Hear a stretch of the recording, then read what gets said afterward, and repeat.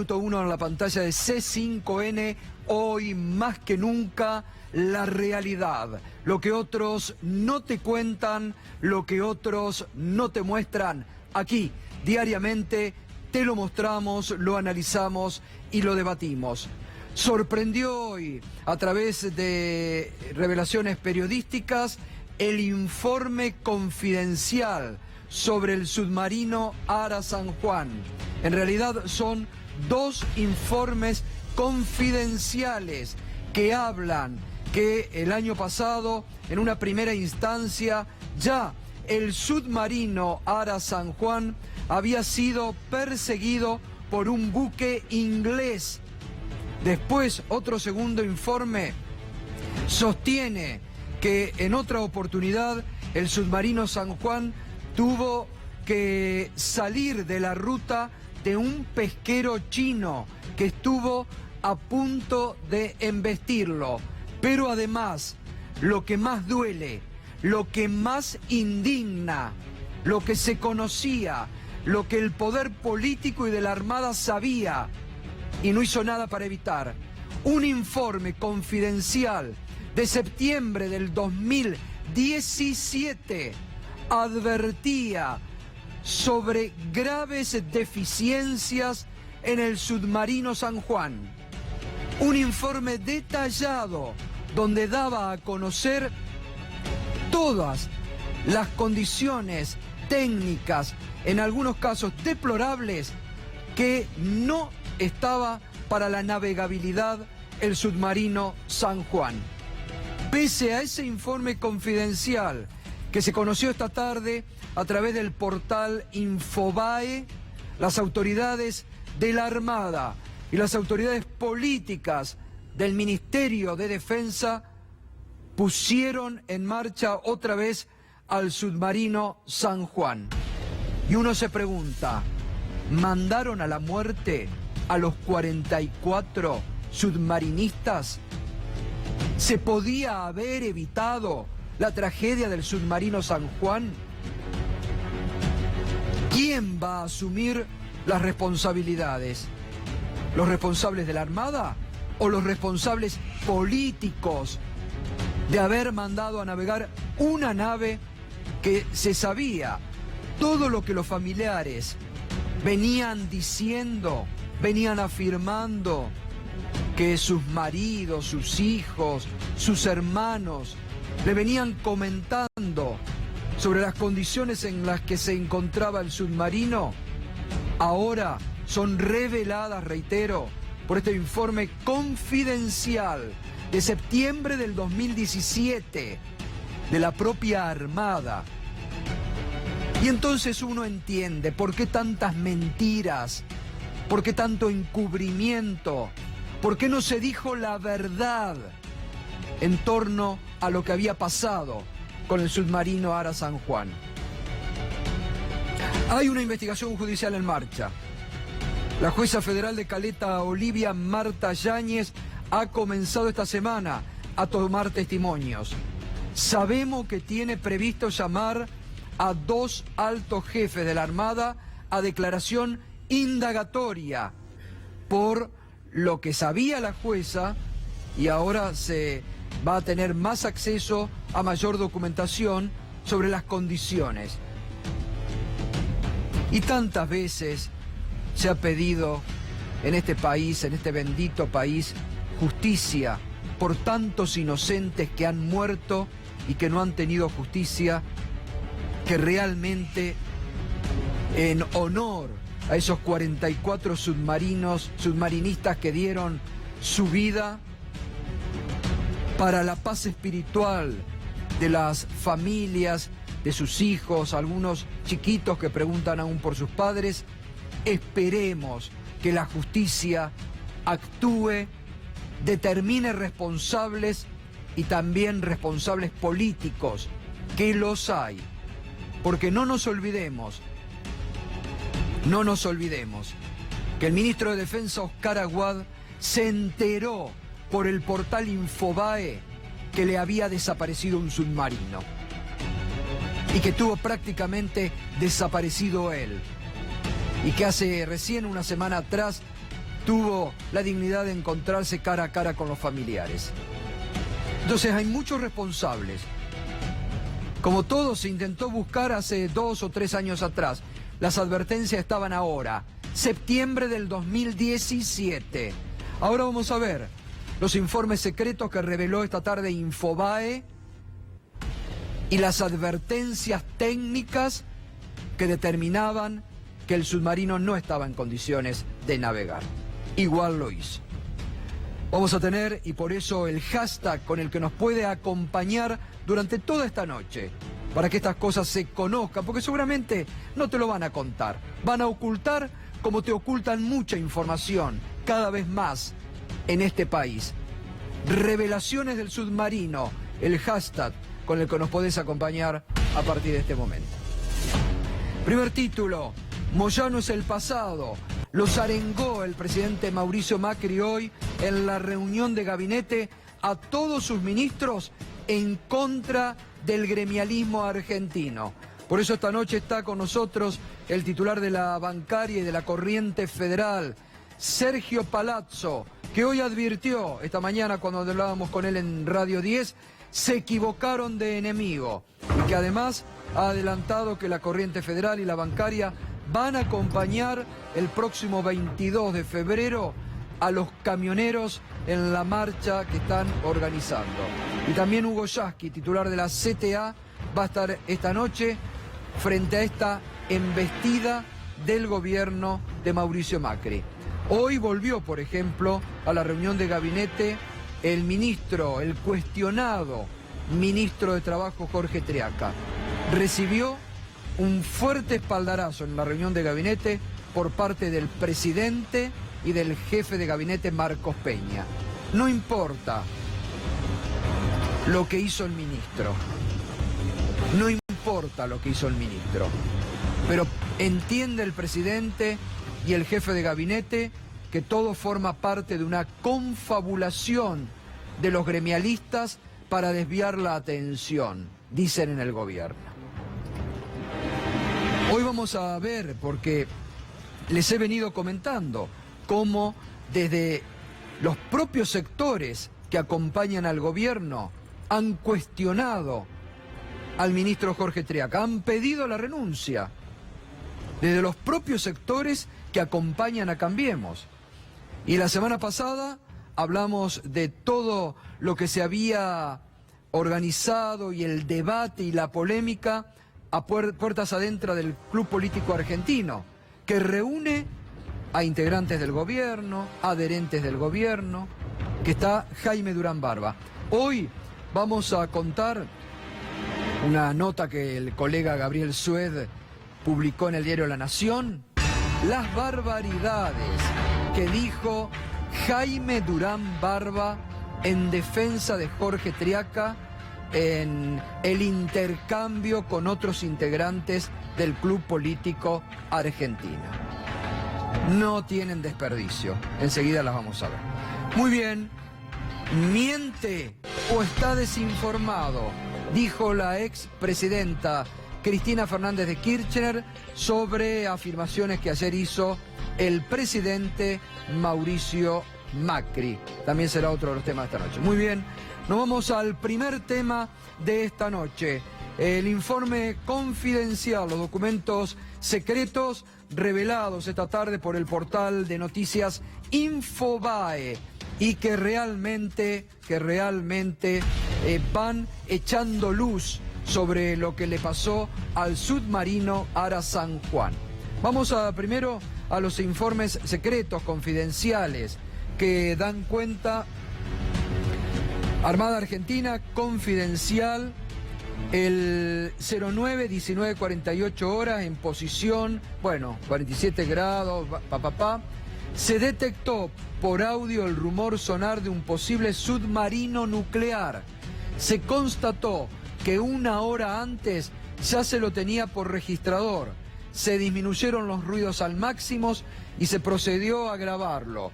Los 3 sonaristas con que cuenta la unidad coincidieron en la clasificación. Se realizaron 3 grabaciones, 10, 6 y 2 minutos. El día posterior, el 10, el anterior había sido el 9, que atención, detecta el sonar de un posible submarino nuclear británico, se afirma después. El 10, a las 3:45, se lo detectó nuevamente maniobrando en apuntamiento al contacto, es decir, estaban apuntando al submarino Ara San Juan. Apreciándose una rápida variación en su marcación, bien marcado en el registrador sonar, se obtuvo una grabación de 4 minutos. Las mismas son elevadas por separado. Reitero, documento confidencial de la Armada Argentina que determina que el submarino San Juan había tenido ya un encuentro cercano con un submarino nuclear británico. Esto no se conocía, lo revela esta tarde el sitio, reitero, Infobae. Otro documento, también confidencial. El 07, a las 6:05, se tuvo contacto con pesquero Lu Rong Yuan Yu, 883, en posición, bueno, todas las... Se investigó al mismo por estar al garete, pero sobre todo porque prendía y apagaba su sistema de identificación. Luego de habérsele acercado para su identificación y ya con un rumbo en alejamiento, el pesquero comenzó a propulsar a gran velocidad y puso un rumbo hacia nuestra posición. La unidad bajó a plano de seguridad y comenzó a realizar maniobras evasivas hasta apreciar que el mismo estaba en alejamiento. A las 12:55 se detectó una concentración de pesqueros, entre ellos el Lu Qin Xuan Yu, el Cosecha, el Lu Qin Xuan Yu. Bueno, van cambiando de posiciones. Se observa visualmente pesquero con sistema así apagado. Esto es una tercera advertencia sobre un pesquero chino que también estuvo a punto de embestir al submarino Ara San Juan. Todo esto son informes previos a lo que pasó el 15 de noviembre del año pasado. Pero que todos estos informes previos alimentan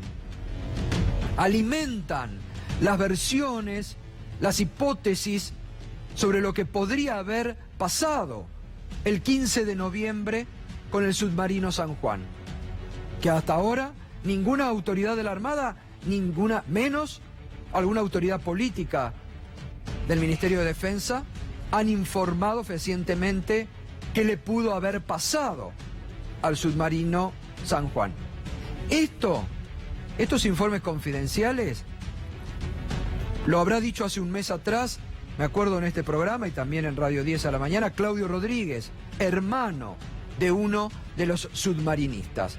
Esto de que había sido perseguido por un submarino nuclear británico, que su hermano se lo había contado. Ahora sale a la luz, es muy grave realmente, es muy grave porque esto, reitero, alimenta hipótesis, alimenta conjeturas de lo que puede haber pasado y sobre todo por el grado de ocultamiento, de mentiras, de cosas no dichas desde el 15 de noviembre hasta la fecha sobre la suerte corrida por el submarino San Juan. Pero esto no es todo. Fíjese después este informe que yo le digo.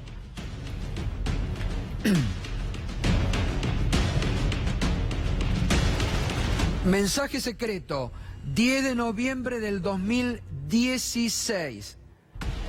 Reitero, mensaje secreto, 10 de noviembre del 2016. Esto es un informe confidencial de la Armada, pero fíjese las fechas. 10 de noviembre del 2016, un año antes de la desaparición del submarino San Juan. Gobierno de Cambiemos, del actual gobierno. Informe confidencial de la Armada. El Ara San Juan ha sido limitado en su profundidad operativa a solo 100 metros. Una mayor profundidad no permite garantizar su estanqueidad. Reitero, no quiero ser reiterativo, pero fíjese la fecha. Informe confidencial de la Armada, 10 de noviembre del 2016. Advertía, el Ara San Juan ha sido limitado en su profundidad operativa a solo 100 metros. Una mayor profundidad no permite garantizar su estanqueidad. Y hay más. Esto es solamente un anticipo. Fíjese, 14 de agosto del 2017, la falla de propulsión del navío se mantuvo en toda la navegación hasta el 19 de julio, día en que el submarino regresó a la base de Mar del Plata. Se registra la pérdida de 50 litros diarios de aceite, lo que provocó una disminución en los niveles en los reservorios del sistema hidráulico. Otra advertencia, segunda, esta del 14 de agosto del 2017. Hay más. El submarino tenía a bordo 80 trajes de escape, todos vencidos.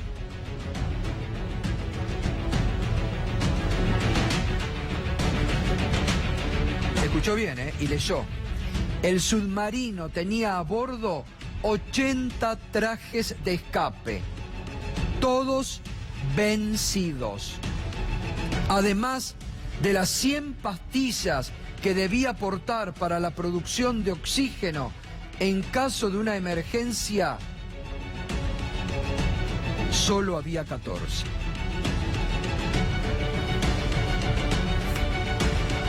Y esto no es todo, Esto es lo más grave, tal vez. El sistema de embarque de torpedos tenía pérdidas hidráulicas en el motor del dispositivo de izado y giro. Las 2 escotillas de rescate no se encuentran certificadas.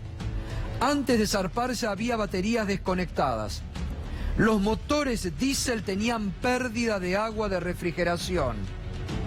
Los mismos motores del submarino arrojan indicaciones erróneas en los instrumentos de medición eléctrica. Y la verdad que uno se pregunta, no estamos inventando nada. Informes confidenciales, reitero, que fueron publicados esta tarde en un excelente hallazgo periodístico de nuestros colegas del portal Infobae. Y uno se pregunta, como nos preguntábamos cuando muchas de estas cosas, tal vez sin los certificados, pero con las advertencias de que sus familiares se los contaban, nos lo venían diciendo ya los familiares. Reitero, me acuerdo en este programa y en Radio 10 que me sorprendió cuando lo del submarino nuclear inglés lo contó Claudio Rodríguez, hermano de uno de los submarinistas desaparecidos, que había sido perseguido. Y muchas de estas advertencias sobre fallas en el submarino lo han revelado también en estos meses los familiares, pero no les han creído. Ahora, uno se pregunta, ¿cómo permitieron que el submarino con los 44 tripulantes a bordo siga navegando con todas estas fallas? Por eso se hace necesaria y urgente ya que se profundice la investigación judicial, que se dé rápidamente con los responsables de la Armada y los responsables políticos del Ministerio de Defensa que posibilitaron que este submarino vaya a navegar en estas condiciones, con estas advertencias que se habían realizado, informes confidenciales de la Armada. Y a esto hay que sumar, que se acuerda que se lo comentamos aquí sobre fines de diciembre, los cruces que hubo entre el jefe de la Armada, el renunciado que ya se fue, con 2 altos jefes que los habían sacado y que les habían cargado la responsabilidad sobre ellos. Es decir, tiene mucho para investigar la jueza Marta Yáñez. Tiene mucho para investigar la jueza Marta Yáñez, porque hay 44 víctimas que aún ni siquiera han tenido una misa para recordarla, que no descansan en paz, y ni hablar de esos familiares que aún siguen esperando que se les dé una explicación. No nos olvidamos y no nos olvidaremos del submarino Ara San Juan, como muchos quieren, como quieren que nos olvidemos de otras cuestiones graves que han ocurrido en este bendito país y que naturalizan, que quieren que pase rápido. Pero hay responsabilidades clarísimas y los responsables deben pagar.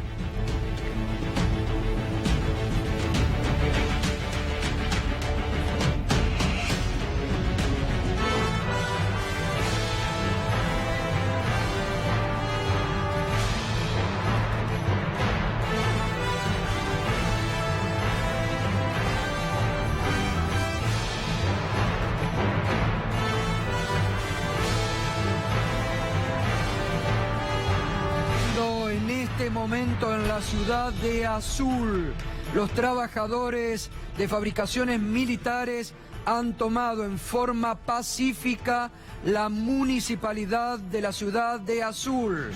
Esto ocurre en este momento, después de la pueblada de la semana pasada, pidiéndole al intendente de Azul que se ponga al frente de la protesta por el cierre de fabricaciones militares. Ahora, en este momento, anticipo de C5N, los trabajadores están tomando la municipalidad de Azul en forma pacífica. Juan Cacase está en línea. Juan, buenas tardes. ¿Me está escuchando? Hola, ¿cómo está, Gato? Buenas noches. Buenas noches. Bueno, a ver, comentanos por qué han tomado la municipalidad de Azul. Bueno, esta mañana los trabajadores de FANAZUL, ante la escasa respuesta del intendente de la ciudad, digamos, después de que los concejales hayan votado una ordenanza municipal que habla de una ayuda económica a los trabajadores, esto fue hace más de 20 días, y el intendente tiene un compromiso de ayudarnos económicamente, y por lo menos para ir paliando esta situación que teníamos por delante todas las familias que estamos en la calle. Ante la inacción del gobierno municipal de Azul, es que decidimos entrar a la municipalidad pacíficamente y reclamarle que de una vez por todas deje de ser testimonial la ayuda y que pase a ser concreta. ¿Van a permanecer así en la municipalidad hasta que tengan algún tipo de respuesta? Nosotros en este momento volvimos al acampe de la municipalidad, estamos acampando acá, estamos al lado, porque la respuesta fue concreta al reclamo que teníamos. A partir de mañana se nos van a estar entregando una mínima ayuda, porque en realidad estamos hablando de 4.500 pesos y no a todos los trabajadores, sino que fue una parte de nosotros. Entonces mañana volveremos a la municipalidad a plantearle al Ejecutivo que si no resuelve en lo inmediato nuestra situación y deja de tenernos abandonados acá en la vereda de la plaza, vamos a profundizar la medida de fuerza. Bueno, gracias Juan, y mañana vamos a seguir entonces en contacto con ustedes. Buenas noches. Bueno, esto es lo que ha ocurrido hoy en la ciudad de Azul. Recordemos, lo hemos estado mostrando la semana pasada, hay una gran movilidad social en la ciudad de Azul en torno al cierre ratificado por el interventor de fabricaciones militares de la planta de Azul.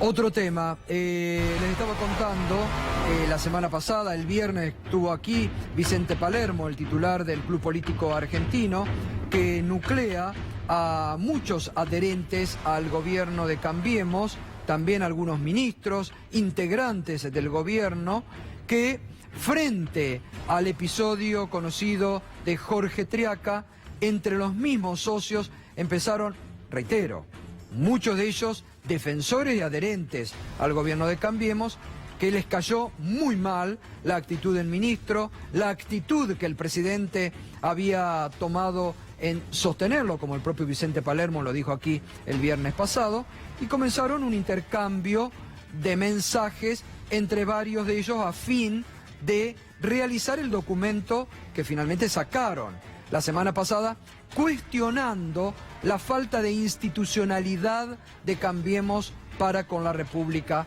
Argentina. Claro, Jaime Durán Barba, que es socio del club, no le gustó nada. No quería que se saque ese documento, defendió en todo momento al ministro Triaca, y fíjese con qué argumentos, en comunicaciones con otros socios, defendía Jaime Durán Barba. Comienza frente a una consulta y responde en forma irónica Jaime Durán Barba. Es alarmante. Nuestro país es como Suecia. Nadie tiene una empleada en negro. Siguiendo la Biblia, todos estamos libres de pecado. Podemos lanzar una lluvia de piedras. Hay que lapidar a Triaca de inmediato. Obviamente esto lo hacía en forma irónica Jaime Durán Barba, en desacuerdo con lo que se estaba comenzando a gestar. A uno les puede parecer que lo más trascendente que puede hacer un ministro es blanquear a su empleada. A todos nos puede parecer cómica esa visión de la política. Subestimaba el tema, ¿no? Le quitaba trascendencia a Durán Barba. Sería como pedir la renuncia de Mauricio porque no pide a sus invitados que se disfracen cuando concede una audiencia. En el Vaticano está bien visto. Cuando lo hacen, ponen caras solemnes. Le va a caer hermoso esto al Papa Francisco, ¿no? Que se van bárbaro en el gobierno. En el Vaticano está bien visto. Cuando lo hacen, ponen caras solemnes. Aquí sonaría muy gracioso. Nada que ver. Esto es lo que tiene... Bueno, en un momento, ¿cómo habrá sido que Graciela Fernández Meijide, que adhiere al actual gobierno y forma parte del grupo del Club Político Argentino, le advierte: bueno, Jaime, esto ya pasa de gracioso, esto no es para ser gracioso? Y también otro que le advierte es Marcos Novaro. Marcos Novaro, porque en un momento, claro, Jaime Durán Barba dice: Irigoyen no reconoció a ninguno de sus hijos, no por eso debería ser borrado de la historia. Marcos Novaro le pone en uno de esos chats y en una de esas conversaciones: creía que por estos lares esas cosas no se decían, como diciendo, creía que éramos diferentes a cosas que criticábamos antes. Y sigue Jaime Durán Barba: sería una pena que el club se expresara con un nivel de profundidad de señoras que toman té y mascan bizcochitos. Triaca ha cumplido y cumple un papel muy importante en la reforma laboral y en la lucha contra las mafias. El nivel de Jaime Durán Barba. Mire esto, sería una pena que el club se expresara con un nivel de profundidad de señoras que toman té y mascan bizcochitos. Bueno, seguramente a muchas de esas señoras que toman té y mascan bizcochitos, como dice Jaime Durán Barba, le ha caído muy mal lo de Triaca, ¿no? Que cayó muy mal en la propia base de Cambiemos. Pero hay más, no se detuvo ahí. Si pedimos su renuncia, podemos sugerir que el nuevo ministro sea Marcelo Balcedo, que tenía a los empleados de su zoológico en blanco. Su esposa alegraría al ministerio con su brillante sonrisa. Podríamos terminar el comunicado con un grito de solidaridad con aquellos a los que estaríamos defendiendo con la salida de Triaca. Libertad a los presos políticos, viva el Pata Medina, viva Balcedo, viva Montoneros, manda Jaime Durán Barba. Esto revelado hoy en el diario La Nación por el periodista Gabriel Sued, una nota que no tiene desperdicio, ¿no? Lo que se produjo puertas adentro, lo que produjo en la misma base electoral de Cambiemos, la actitud del ministro Jorge Triaca, defendido aún hoy por el gobierno, y la revulsión que en muchos produjo después con ese duro documento del Club Político Argentino titulado La falta de institucionalidad, la deuda pendiente de Cambiemos. Muy bien, hoy hubo reunión de gabinete, el presidente defendió al ministro Jorge Triaca y también le ordenó al presidente a todos sus ministros embestir contra los sindicatos. Embestir contra los sindicatos, la gran pulseada que tiene ahora Mauricio Macri.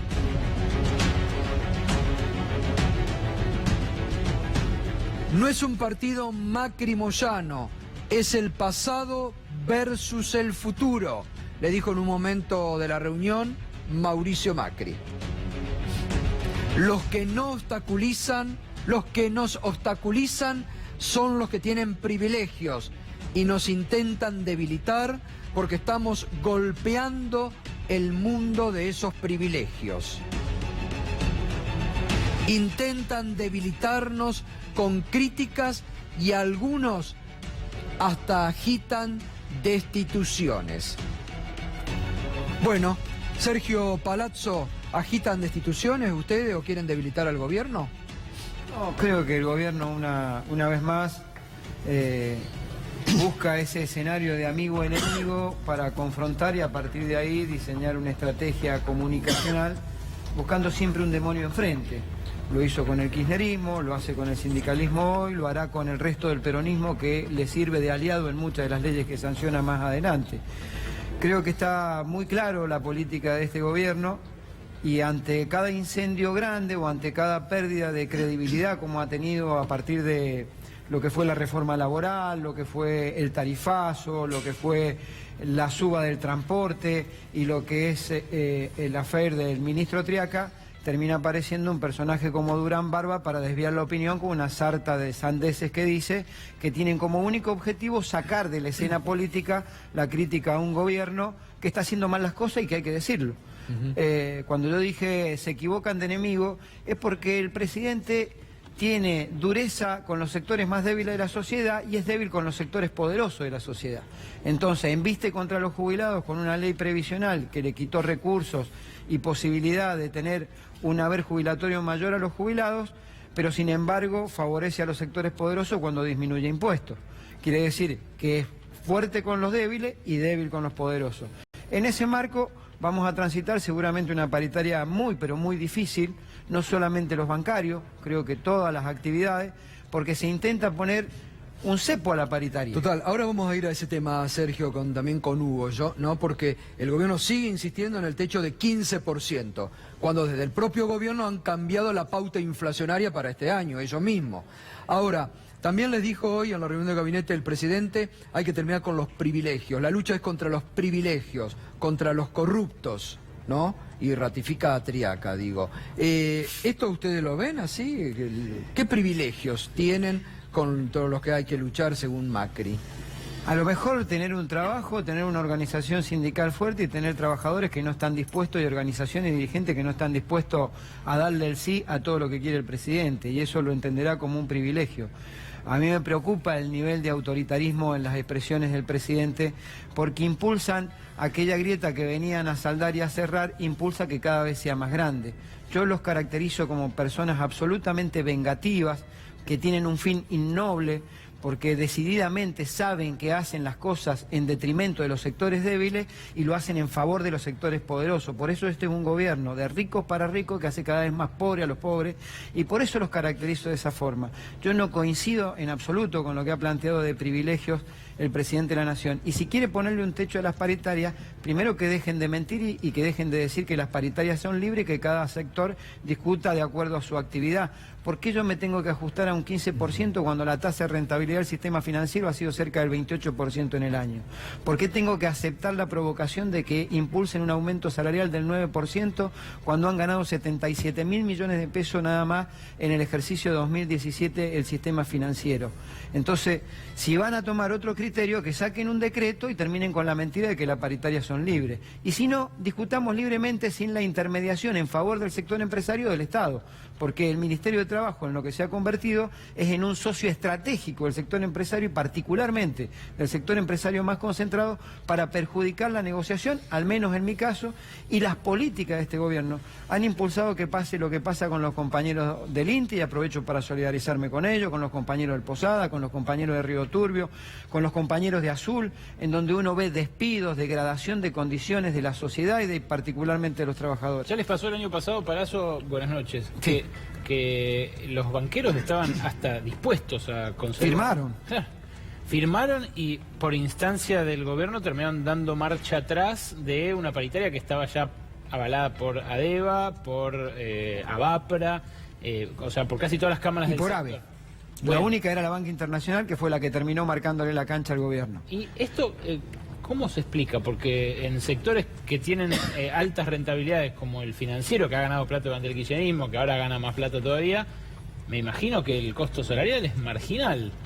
El costo salarial, en relación al nivel de rentabilidad que ha tenido el sector empresario, es lo mínimo en una discusión ¿Por eso qué quieren? de lo que vale un producto financiero. Ellos lo que pretenden es maximizar aún más su rentabilidad, degradando las condiciones de los trabajadores y tratando de pactar salarios a la baja. ¿Pero será eso o será que los quieren poner como ejemplo para otros gremios? Porque me da la sensación de que al banquero no le cuesta mucho darles claro, 20% a ustedes. el sector financiero no es ingenuo y es parte de esta sociedad con el gobierno, esto lo quiero decir claramente, porque en conversaciones informales y de a uno, lo que te dicen es, la verdad que es una locura lo que estamos haciendo, si el propio gobierno reconoce el 15 de inflación, ¿cómo no vamos a estar discutiendo un aumento mayor? Pero después dicen, y no podemos hacer nada porque el gobierno nos cercena la posibilidad de discutir. Y hablas con el gobierno y te dicen, nosotros no cercenamos a nadie porque la paritaria es libre. Claro. ¿Qué te encontraste? El hambre y las ganas de comer. Los banqueros históricamente han querido perjudicarnos a los trabajadores bancarios y lo hacen. Y también, dame un minuto para decir, terminen con el verso y la mentira de que quieren modificar los convenios colectivos y hacerlos modernos. Esta organización le ha presentado entre 8 y 9 proyectos en la paritaria, no solo del tema salarial. Le presentó temas de seguridad, de avance tecnológico y el impacto en el empleo, de desregulación, de cuestiones de género, de igualdad, con respecto a los compañeros que tienen algún tipo de discapacidad o familiar discapacitado, de adicionales. Le hemos presentado proyectos de todo y lo único que contestan del otro lado, 9%. Ese es el convenio que quieren discutir, ese es el avance moderno. No, son decididamente mentirosos que quieren perjudicar a los trabajadores en favor de los sectores más poderosos como es el sector financiero en la Argentina. Hugo, ¿y cuál es tu apreciación sobre estas instrucciones que dio hoy el presidente en la reunión de gabinete de investir, de profundizar la embestida contra los gremios, los privilegios, el pasado? Quiere claramente quebrar la unidad del movimiento sindical, tratar de sacar del medio a los dirigentes sindicales que luchan. Lo han hecho con Baradel, lo eligen a Moyano, al compañero Sergio, y quieren una sociedad que agache la cabeza. Los únicos que defienden privilegio en este país son el presidente Macri y todos los ministros que los rodean, que no paran de hacer negocios por derecha, por izquierda, legales, ilegales, para quedarse con la plata de los argentinos. Y el pueblo está sufriendo. Vos fijate, Río Turbio, la gente desesperada sin trabajo.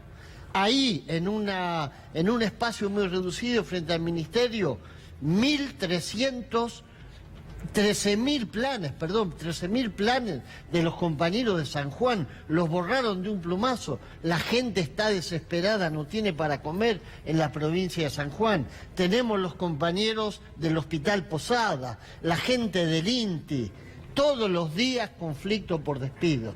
Entonces, ellos nos quieren poner de rodillas, ellos quieren poner nuestra cara besándole los zapatos y se van a chocar contra una pared. El movimiento sindical en la Argentina enfrentó a los militares, enfrentó a las distintas oligarquías y ahora estamos llamados a enfrentar a estos personajes para enseñarles cómo se vive en democracia. Ser un presidente de la democracia es respetar a los débiles, lo que decía Sergio, no ir a lamerle los zapatos a los poderosos, a los socios de él. Eso es el ejemplo que tendría que dar. Yasky, ¿cómo viene, estamos a 30 de enero ya, cómo viene el asunto de la paritaria docente? Mal, pésimo, porque Pues estamos en cuenta regresiva ya, Vos ¿no? fijate, claro, y directamente derogó la paritaria, que es una ley con un decreto de necesidad y urgencia. Igual que la otra barrabasada que hizo, que ese decreto de necesidad y urgencia, que yo creo que hoy empieza a tambalear, ojo. Hoy empieza a tambalear porque creo que en el Congreso no va a ser fácil para este gobierno. Bueno, ya están trascendiendo desde el propio gobierno, han dejado trascender que pueden transformar en proyectos de ley varias de las cuestiones que están planteando porque saben la oposición que se viene y saben que es inconstitucional ese DNU. Saben que es inconstitucional ese DNU, ¿no? Y saben que están perdiendo crédito incluso entre los que lo votaron a ellos. Sí. Y saben que esa mayoría automática que tenían hace un año en el Congreso se les esfumó. ¿Por qué? Por todo el daño que están haciendo. Están dañando a la gente honesta, a la que trabaja, al jubilado. Se fumó, pero sacaron el proyecto de reforma previsional, se les fumó, pero sacaron el proyecto de reforma tributaria. Vos mirá la película. Pasó hace 15 días eso. Miremos la película, eso pasó hace 15 días, pero en esos 15 días el presidente de la Nación cayó 12 y 15 puntos. Sí, pero sacó los proyectos, Hugo. Sí, pero tuvo un triunfo pírrico.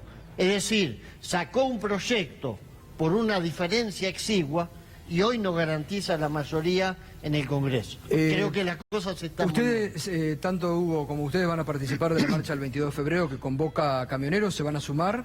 Sí, fue parte inclusive de lo que hablamos en ese famoso encuentro de Mar del Plata que tanto malestar le ha causado al gobierno, que no solamente es por el tema de camioneros, nosotros hemos planteado la necesidad de confluir todos los sectores agredidos por este modelo y por esta forma de gobernar, y confluimos no solo en defensa de las organizaciones sindicales hermanas que tienen problemas, de los dirigentes que están siendo cuestionados u hostigados por el gobierno, sino también en contra del ajuste que está llevando a cabo este gobierno, y vamos a marchar. ¿Ustedes también van a sumarse a la CTA? Sí, mañana tenemos una reunión justamente en Camioneros y después nos juntamos las dos CTA y vamos a convocar. Creo que hay que juntar todas las expresiones del movimiento sindical y los movimientos sociales. ¿Qué cambió, Sergio? Porque ustedes tenían una postura, bueno, si bien estaban con la corriente federal dentro de la CGT, pero estaban en una actitud crítica hacia la conducción de la CGT. ¿Cambia algo después del encuentro de Mar del Plata? ¿Ven otra actitud de la CGT más firme que no la habían tenido estos 2 años contra el gobierno? No de toda la CGT, hay sectores de la CGT que le han dado volumen a la crítica, que está expresada en un muy buen documento, en donde se recopilaron o se levantaron gran parte de las cuestiones que había planteado la corriente federal desde un inicio, ¿no? ¿Qué sectores, Sergio? Básicamente el sector que representa Moyano y el sector también de Barrio Nuevo que estuvieron presentes. ¿Y qué sector es el más dialoguista, para llamarlo de alguna manera? Y el sector caracterizado como los gordos en el sindicalismo. Eso está claro. Ahora seguimos con Hugo Yasky, también está Omar Príncipe, el titular de la Federación Agraria Argentina, ¿no? Que hace mucho que no hablamos con él, también es buen momento para conocer, porque el gobierno dice uno de los sectores que más ha aportado al empleo, al crecimiento y a la economía es el campo. Vamos a hablar con él desde la óptica de la Federación Agraria Argentina, de cómo lo ven, pero vamos a recordar, estamos ya a un día de que comience el mes de febrero y se viene un febrero muy caliente de aumentos, realmente. Vamos a recordarlo y Berto también, ¿no? Sí. Bueno, tenemos a partir del jueves, pasado mañana, ya empiezan a regir las nuevas tarifas de colectivos. Ahí tienen el boleto mínimo, vamos a leer ese solamente, el resto lo tienen en pantalla. Sube de 6 a 8 pesos, pero no se queda ahí, sube a 9 y a 10 en abril y en junio. También tenemos aumentos de trenes y de subtes. En las líneas Mitre, Sarmiento y San Martín van de 4 a 5.50, a 6.25 y a 6.75. Las subas son en porcentaje del 66% entre los 3 tramos. O sea, si uno lo ve en plata, es cierto que he visto, por ejemplo, desde algunas provincias, se paga menos que allí y todavía esa disparidad persiste y la paga el Estado, el fisco, la solventa, pero los aumentos para el bolsillo, digamos, que es el que es alimentado por los sueldos, que van a subir 15% como máximo según la pauta oficial, bueno, la suba es 66%. Ahí tienen Las Rocas y Belgrano Sur, de 2 a 3.25. Estos son boletos que el año pasado no se tocaron y que por eso también son tan pronunciadas las subas. Belgrano Norte también tienen la misma proporción. y tienen el subte que, bueno, faltaba la línea Urquiza, también de 2.20 a 3.50, son, insisto, valores todavía bajos, pero que aumentan en gran cuantía. Y los subtes, quizás lo más irritante para el público que nos mira desde la ciudad de Buenos Aires, sube de 7.50 a 12.50. En febrero no va a aumentar, pero en abril ya sube a 11 y en junio a 12.50. Ahí sí que ya se pone... sí, un boletazo. Sí, ahí se pone además a la par de boletos de subte de otras metrópolis de Latinoamérica con mucho menor recorrido. El boleto del subte mexicano, por ejemplo, de la Ciudad de México, el DF, es un subte que permite moverse por toda esa metrópoli gigantesca. Total. Y es más barato y además se viaja mejor. Acá en la hora pico es realmente muy difícil viajar en metrópoli. Además aumentan 4% las prepagas y la electricidad nuevamente a partir de febrero. Sí, la electricidad completa la suba del 66 que había empezado en diciembre y también pidió un muy fuerte aumento AISA, la empresa Agua y Saneamiento del Estado, que vale decir, cuando se estatizó, o sea, cuando pasó de manos privadas al Estado, que dicho sea de paso, acabamos de indemnizar a los franceses de Suez, un grupo que no invirtió nada en mantener el servicio en Argentina, le acabamos de pagar 400 millones de dólares, pero cuando se estatizó, la tarifa de agua subió mucho durante el kirchnerismo. No es la misma situación que se vivió en electricidad y gas, por lo cual la suba del 60% que pidió AISA para ser efectiva ahora en los primeros meses de este año es en proporción mucho mayor que la de gas y la de luz, y además afecta a los sectores que menos tienen. Que ya había aumentado bastante, aumentó. Exactamente, el año pasado, por eso lo digo, hay mucha gente que está pasando de fijo a medido. Y también porque además es eso, además se mide por metro cuadrado y no por consumo, así que hay otra injusticia dando vuelta ahí. Omar Príncipe, buenas noches. Hola. ¿Y cómo están Buenas ustedes? noches, Gustavo, gracias por el espacio. No, por favor. ¿Cómo están ustedes? ¿Cómo ven la situación de la Federación Agraria Argentina? La vemos muy difícil, muy complicada. Se profundiza la crisis, especialmente de los pequeños y medianos productores que representamos en la Federación Agraria, Gustavo. Nosotros un poco en el 2017 ya lo veníamos planteando en varias situaciones, en varias reuniones, gestiones que tenemos en forma permanente con el gobierno. Acuérdense que también acompañamos varias movilizaciones en la Plaza de Mayo, verdurazos, bananazos, pero empieza el 2018, en estos momentos, digo enero, febrero, Gustavo, empieza la cosecha, la recolección de muchas de las frutas de las economías regionales, la pera, la manzana en Río Negro, Neuquén, el durazno, Damasco, ciruela en Mendoza, y persiste un problema estructural que se profundiza cada vez más, que es que a los productores le pagan centavos, le están pagando $1.80, $2.50 la ciruela, el damasco, una cosa increíble, que representa el 50% del costo de producción que tiene ese pequeño productor para cosechar esa fruta. Realmente algo increíble, que nosotros no somos formadores de precio, los formadores de precio llevan después estos alimentos a precios desorbitantes, ¿no? Uno va a una verdulería y sigue valiendo 50, 60, 70 pesos una fruta de las que recién te mencionaba. Por eso está movilizado gran parte de estas economías regionales. El viernes en Mendoza, por ejemplo, en Alvear va a haber una asamblea, ya hubo varias asambleas. Pero no es un problema de economías regionales extraspampeanas solamente. Estos tienen una crisis muy dura y además en este momento de cosecha se profundiza.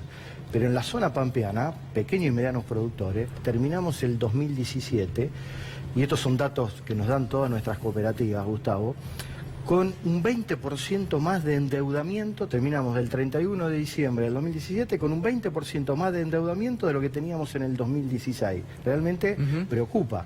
Con datos que agravan. Es decir, vuelven a endeudarse. Después de haber salido de una situación de desendeudamiento, estamos vuelven más endeudados que en el 2016. Un dato que el 85%, todos los pequeños y medianos productores, ya el 85% de los granos lo han vendido, lo vendieron. O sea que esto de que a veces que se está especulando, que sube la soja, que suben algunos... No ¿Cómo lo está afectando a todas estas producciones regionales las importaciones? Está afectando la importación por varios puntos. Primero, la incertidumbre que genera para un productor de cerdo, por ejemplo, que viene carne de cerdo de Estados Unidos, que estamos reemplazando mano de obra nacional, valor agregado nacional, por mano de obra de otro país. Y además la importación trae aparejado, en el caso de cerdo, por ejemplo, un tema sanitario con un problema grave. Pero déjame decirte que el tema de las deudas no solo afecta al sector, digamos, a los productores agropecuarios. Los pequeños productores no tenemos acceso a un crédito, a un banco, porque no somos sujetos a crédito. ¿Dónde nos endeudamos? En el sistema cooperativo. Claro. Entonces, el sistema cooperativo tiene que estar sosteniendo a los pequeños productores, se endeuda también a tasas altas, recién lo escuchaba del tema de las tasas. Por supuesto que poner en una LEVAC, en un sistema financiero, una tasa del 28% es muy redituable para aquellos que están en esa situación. Para el productor agropecuario, ninguna producción puede bancar una tasa del 28%. Miguel Ángel Páez, ¿cuál es la situación en este momento en Río Turbio? Buenas noches, gracias. Hola, buenas noches. No, por favor. Bueno, la verdad que han generado un caos social, una crisis y un crimen social porque llevaron adelante más de 500 despidos en una localidad que depende de la principal fuente de trabajo que tenemos nosotros, que es el carbón de Río Turbio, nuestro ADN. De las dos comunidades que se crecieron a raíz del yacimiento, dependen pura y exclusivamente del desarrollo productivo y económico de lo que es nuestra mina de Río Turbio. Y bueno, llevaron adelante todo un plan, hemos estado acá en el canal en reiteradas oportunidades manifestando este plan de ajuste que venían impulsando desde el gobierno nacional con complicidad de algunos funcionarios de la región, como el senador Costa, que llevaron adelante todo este ajuste, ¿no? Primero la desinversión, la paralización de la obra de la usina 240, faltando un 30%, cuando ya habían... Claro, porque acá lo que dicen muchos defensores del gobierno, dicen, no sirve para nada, está perimido el tema del carbón, pero se olvida que había una reconversión, porque justamente hay sectores del gobierno que dicen reconviértanse, ahí había una reconversión. Exactamente. ¿Y qué pasó? ¿La pararon? Cuando asume el actual gobierno y determinan poner un funcionario que responde, ¿no?, a la política del gobierno, paralizan la obra de la usina 240 cuando ya había entrado en servicio, generando por 6 meses 40 megas a través del primer módulo, que ya estaba en condiciones, se estaban haciendo las pruebas, y nosotros suministrando el carbón. Bueno, paralizaron la... Digámosle a los espectadores, porque por ahí no entienden que esa usina se alimenta de carbón. O sea, el carbón que ustedes extraen es el que sirve para que esa usina genere electricidad. Porque si no, no se entiende muy bien cuál es el kit de la cuestión. Justamente nosotros hemos llevado durante todos estos últimos años un desarrollo en la mina para poder generar reservas, para poder estar en condiciones de abastecer esta usina de 240 megas que necesitan aproximadamente 1 millón a 1.200.000 toneladas. Ellos llevaron adelante una auditoría después de que pararon la usina 240 y en la propia auditoría que hace el gobierno manifiestan 5 ingenieros que está tal cual planificada la mina en condiciones de producir 1 millón a 1.500.000 toneladas, o sea que nos sobra carbón para poder incluso vender el excedente y generar energía a través de los 240 megas, aportando un 1% para el país. ¿Y cuál es el argumento por el cual pararon la usina? ¿Cuál es el argumento? Obviamente que como se manifiesta acá, se chocan intereses directamente al gobierno. El ministro Aranguren, obviamente que no le sirve una usina 240 que genere energía. Pero si ellos dicen que necesitan energía desde el gobierno. Y bueno, obviamente que a importar la Shell y muchos grupos económicos se favorecen. Bueno, en este caso pretenden llevar adelante ese plan de ajuste justamente para favorecer a algunos grupos concentrados de poder. Lo mismo el senador Costa, que tiene sus intereses creados a través de los parques eólicos, ¿no?, que pretenden instalar ahí justamente en Santa Cruz, y dejando de lado lo que es nuestro proyecto energético, que se invirtió mucho desde el Estado para llegar con el interconectado nacional y poner una usina en Boca de Mina para darle valor agregado en esta reconversión que ellos manifiestan. Bueno, teníamos el carbón, antes lo suministramos a través del ferro, a través de un puerto, lo llevábamos a la usina San Nicolás, por ejemplo. Bueno, ahora para abaratar esos costos de transporte hicieron la usina en Boca de Mina y no la quieren poner en marcha y llevaron todo este plan de ajuste, vaciamiento. directamente apuntando a los trabajadores y a las comunidades, ¿no? Sergio, y bueno, vemos en distintas partes, ¿no?, las situaciones dramáticas que se viven, ¿no? El presidente ayer dijo, hay inversión, estamos creciendo como nunca crecimos en la Argentina, vamos a seguir creciendo durante este año 2018. La inversión es netamente especulativa, todos sabemos que es así. La famosa lluvia de dólares lo único que vino a hacer es hacer una renta fabulosa en la Argentina a través de, entre otros instrumentos, la LEVAC y algunos títulos que emitió el gobierno. Inversiones productivas creo que claramente no se ven, porque si no se vería una reactivación económica que no existe. Basta mirar los indicadores de la industria, precisamente, que es la gran generadora de empleo que puede haber, y tuvo una caída consecutiva durante 18 meses de caída de puestos de trabajo. También impacta el tema de la importación, impacta el tema de lo que decía recién el compañero de la Federación Agraria, es decir, las economías regionales afectadas, con producciones a un valor bajísimo para el pequeño productor, pero que tienen a través de los formadores de precio un precio altísimo luego, y un gobierno que no controla, un gobierno que decide liberar los mercados, cual si fuera que existe una bondad generosa por parte de los formadores de precios para decir, no, nos vamos a cuidar porque tenemos un plan social detrás que cuidar. No, buscan una maximización de rentabilidad y detrás de eso el pequeño y mediano productor, los trabajadores que pierden su empleo, los que tenemos empleo que nos buscan quitar derechos o disminuirnos salarios. Ese es el plan que hoy funciona en la Argentina y del cual el presidente está Perdón, Gustavo, sí. pero digo, una intervención, porque a veces el crecimiento, se habla mucho de crecimiento en la Argentina y en el sector agropecuario dice, bueno, pero cada vez producimos más. Claro. Este año, el 2017, producimos menos leche que en el 2016 y menos que en el 2015. Y exportamos también menos leche, así que con menos productores, o sea, quedan todos los índices negativos.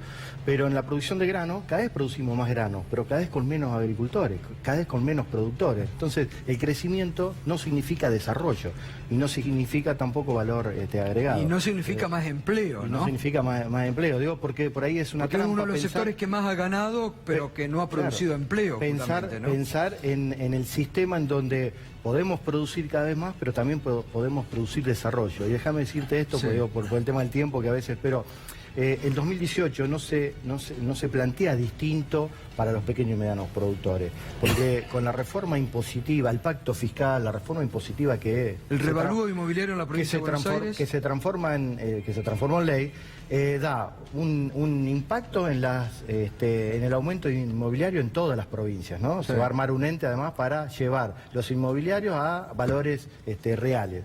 Y además, fíjate, en impuesto a las ganancias se rebaja a grandes contribuyentes del 35 al 30 y al 25%, pero a los productores, a los pequeños y medianos productores, vamos a seguir pagando el 35% de impuestos a las ganancias. Digo, entonces se equilibra, pero para que los grandes contribuyentes paguen menos y nosotros pagamos más. Realmente en una situación donde nos va a sacar competitividad. Y otro dato que nosotros pedimos por el tema del financiamiento y que el Banco Nación sea una herramienta para la producción y para los productores, se le saca esos 20.000 millones de pesos que van para el Tesoro Nacional, se le quita capital de giro al Banco Nación y un compromiso que todos los años el 20% vaya para el Tesoro Nacional, descapitalizando el Banco Nación y también quitándole ese 17% que tenía que utilizar para tasa subsidiada, muy usado y muy útil para la producción, que no la vamos a tener más. Hugo, y así como parece que va madurando una unidad del campo sindical, en la política que ha estado tan dispersa en estos últimos años, ¿ves para este 2018 que hay en la acción, por ejemplo, en el Congreso, mayor unidad? Sí, yo creo que hoy cambió el escenario del Congreso, está cambiando. El gobierno advierte que muy probablemente no tenga mayoría para sostener los DNU. Advierte que hay sectores de la oposición a los que supuestamente disciplinada con la historia del palo y la zanahoria y que hoy no lo puede seguir haciendo. Y creo que si hay un contexto de lucha y de convergencia de los sectores sociales, yo escuchaba a Príncipe, tendríamos que conformar un amplio espectro multisectorial, agrario, laboral, de pequeños empresarios. Y si eso se da, en la oposición y en el Congreso, eso también va a influir. Si hay unidad de un gran frente social, eso va a fortalecer la unidad de un gran frente en el que los sectores progresistas tienen que unirse con los sectores del kirchnerismo, del peronismo e incluso sectores de la izquierda. ¿Hoy tuvieron ustedes en la reunión que hubo de la CGT? ¿O no, mañana es la reunión. Mañana a las 14 es del Consejo Directivo, nosotros no formamos parte del Consejo Directivo únicamente. Lo único que sí, que si me permitís, nosotros el día jueves tenemos un plenario en la Asociación Bancaria de todos los secretarios generales del país, donde seguramente se van a determinar medidas de fuerza durante todo el mes de febrero en todo el sistema financiero, y arrancamos este jueves y viernes en el Banco Provincia con paros de 48 horas y jueves y viernes de la semana que viene también, en función de la sanción de una ley que ha perjudicado notoriamente a los trabajadores del provincia, a los jubilados y a los pensionados, y que les ha quitado y cercenado derechos en un intento por modificar las condiciones existentes. Claro, ahí hablan del régimen de privilegio. No es un régimen de contra privilegio. el régimen de privilegio que había en el Banco de la Provincia de Buenos Aires. Esa es muy buena la acotación para aclararlo. No es un régimen de privilegio, es un régimen especial. ¿Qué significa un régimen especial? Que los trabajadores hacen un aporte mayor al que se hace en un aporte previsional normal, aportan del 14 al 21%, hasta el 19%, en alguna época fue hasta el 21%. El primer aumento de toda la planilla de sueldo cuando hay un acuerdo paritario va a esa caja. Los propios jubilados de su jubilación aportan casi el 11% a la caja de jubilaciones. El primer sueldo completo cuando ingresa un trabajador. Entonces, tiene características especiales porque se jubilan a los 60 años, pero no es de privilegio porque tiene aporte absolutamente mayores a los normales. Muy bien, hacemos una pausa, enseguida continuamos con todo el debate y los temas de actualidad aquí en Minuto 1.